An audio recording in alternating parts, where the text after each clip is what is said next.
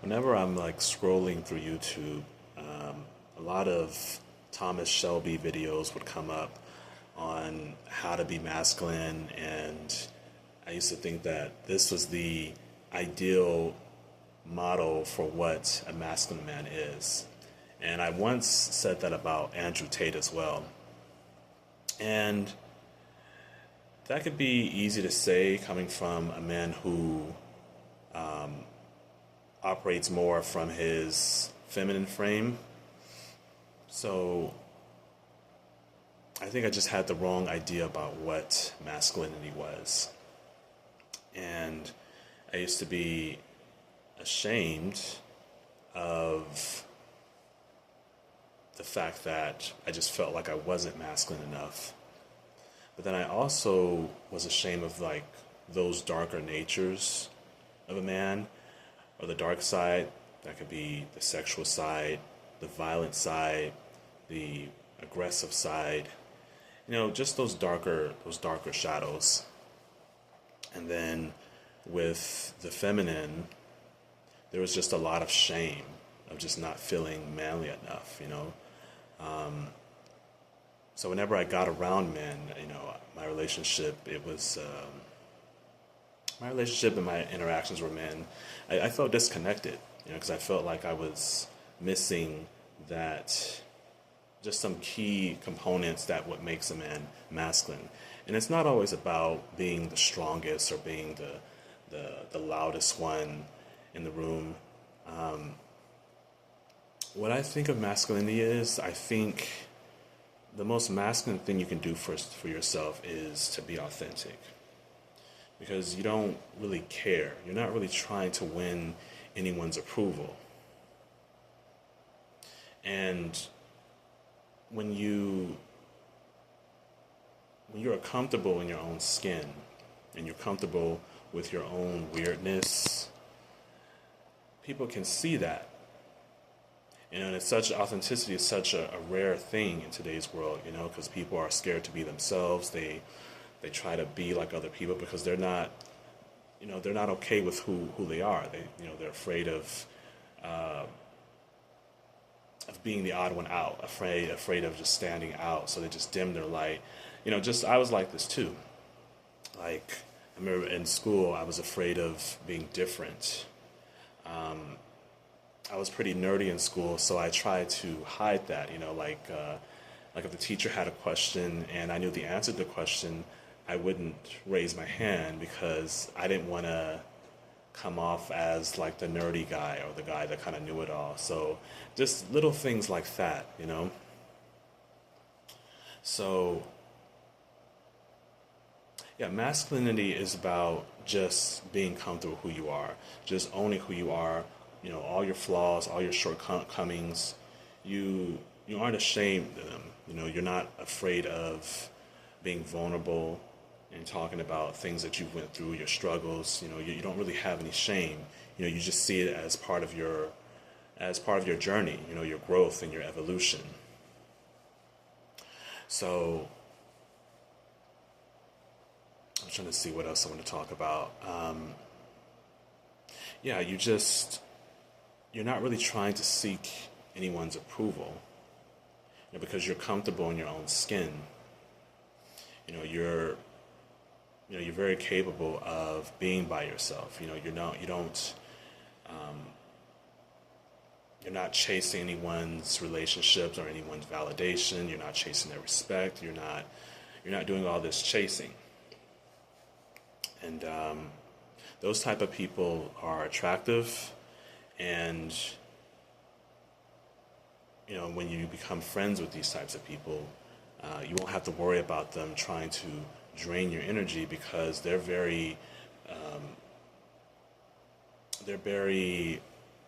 whole, they're very complete. They're not trying to befriend people to fill in these emotional gaps and these voids because they're already whole. So those people are very secure with themselves. Now, when it comes to the feminine side, and this is where I don't think that being 100% masculine all the time is the way to go, you know, because there are times we need to switch it We need to switch it off and operate more in our feminine. We're mostly masculine, but there are times, that we're going to be, we need to show those softer sides, There are going to be situations where you may want to provide more empathy and more compassion. If you need to tell a friend like a hard truth or give them some tough love, maybe that friend may need a hug in that moment. Maybe you just need to be more understanding and more compassionate and more supportive. That's what operating more in your feminine frame is. It's that softer side. So I wouldn't say having a balance of both is important, but we are men and we want to operate more in our masculine frame. But there are certain situations where you may want to kind of just provide more empathy and things like that. And also, masculine men, they are very disciplined in all areas of life. They are emotionally disciplined, they are financially disciplined, energetically, they know how to retain their seed, and they're very mindful of what they put their time, energy, and attention to. They're focused. They're very focused. So they can't be easily distracted or swayed from their mission. And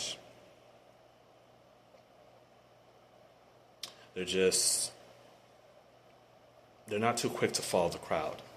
They're able to stand alone. They're able to stand out. They're not afraid to let themselves be seen, let themselves be heard. They're not afraid of expressing themselves. So being masculine is just about being comfortable with who you are. It's saying what you want to say in the moment it needs to be said. Saying it directly to the person you need to say it to, not talking behind anybody's back. It's about being a man of integrity. And it's also because people talk a lot, like about goals they may want to accomplish, or they may say, I'm going to go to the gym, and they never go. It's actually following up and following through on the things you say you're going to do. It's also, there are going to be times when you don't want to do certain things. And I'm talking about things that are best for you. So going to the gym, eating healthy, making sure that you take care of your family, you take care of yourself, and it could be working on your business. You may not feel like doing it that day, but you do it anyway. I don't always feel like going to the gym, but I do it anyway. Just because it's, I want to be healthy, I want to be strong, I want to take care of my body, and I want to keep myself active. So the gym is good for me. I think every man should be going to the gym or doing some sort of physical activity to get your body moving. So, if that's dance or whatever, if that's some sort of sport, as long as your body is moving, if it's boxing, just something to get the energy moving. So for me, for now, it is the gym. And I might find something else to do in my free time, that's outside of the gym. So, yeah, I think that's pretty much it. I think there are some more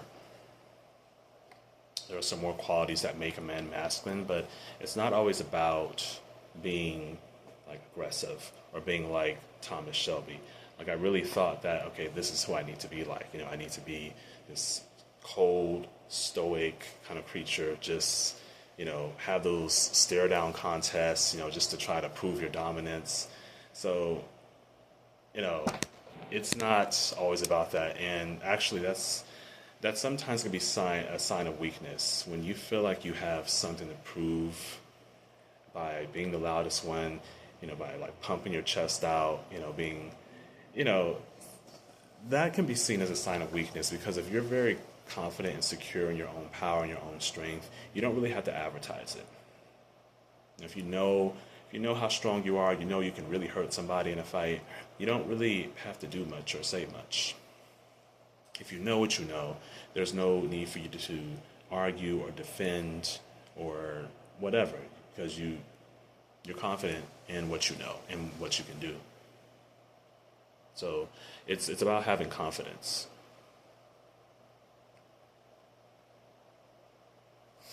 And again, there are times you're going to want to step outside of your masculinity. The same way